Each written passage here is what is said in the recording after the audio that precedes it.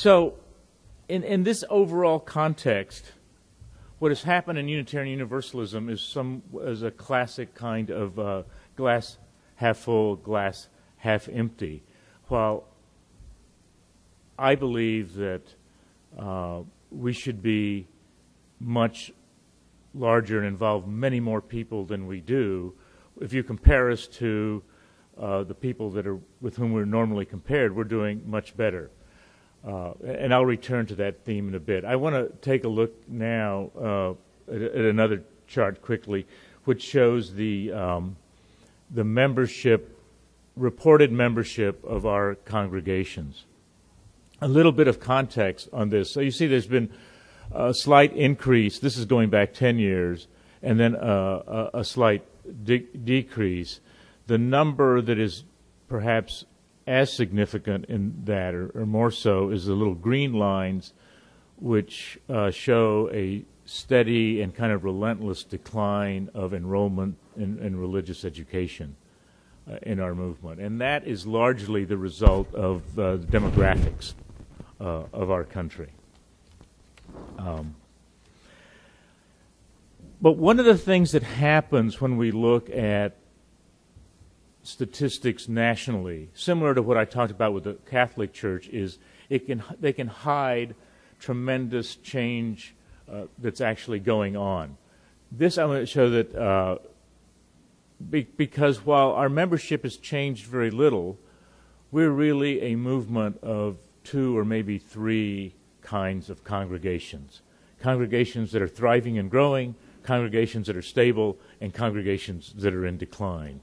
And they just about offset one another. And that's been true for some time. This one's kind of curious. It shows that the number of congregations just in the last year that reported growth, which is the green bar, which is almost equal to the congregations that have reported decline. And the blue are congregations who are not changing. And when I first saw this chart, it was in a staff report that I'd asked for. I said, it's not clear on this chart what that range is, plus or minus how many people or what percent.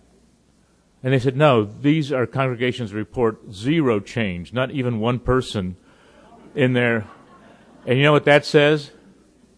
They're not counting. You don't need a PhD in statistics to know that there's no way that 16% of our congregations have exactly the same number of people this year that they had last year. So somebody just filled out the form and sent it in and used last year's numbers. I say that in part because and some of this is preaching to myself, it's easy for me to get obsessed with the numbers. And I have to remind myself once in a while that the numbers are less than precise. Well, they're precise, but they're not valid.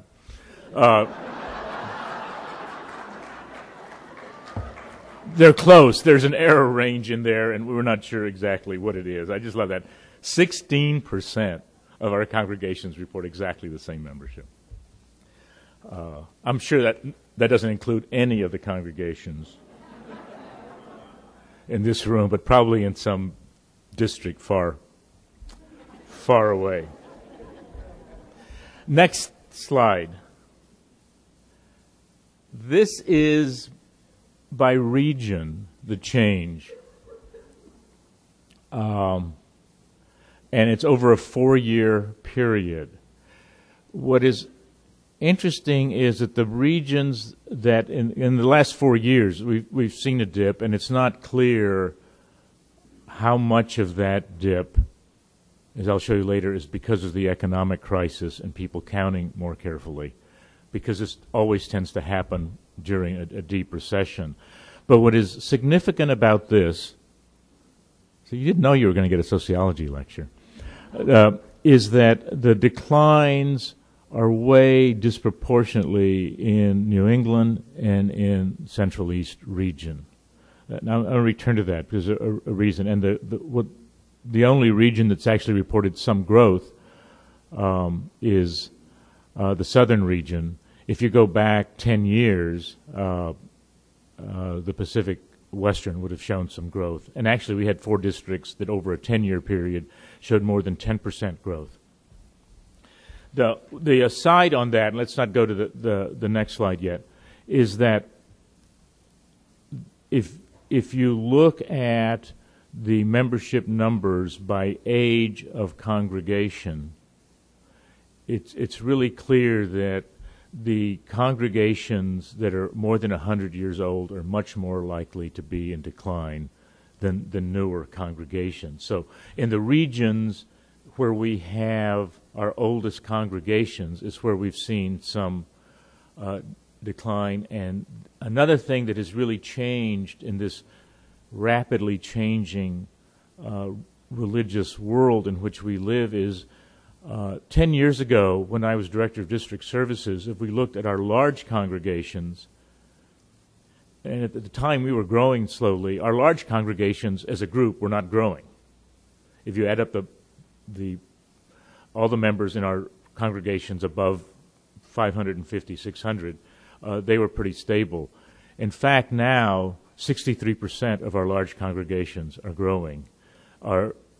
The congregations under 70 are the most likely to be declining. It's much tougher right now to be a small congregation than it has been in the past. And for those of us involved in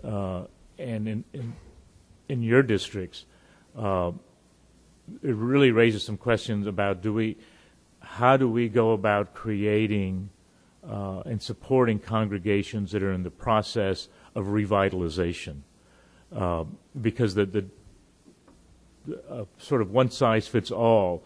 The situation in the West is actually quite different than it is where we have our oldest congregations from New England and spreading across the central eastern part of the country. So my last slide, my last chart.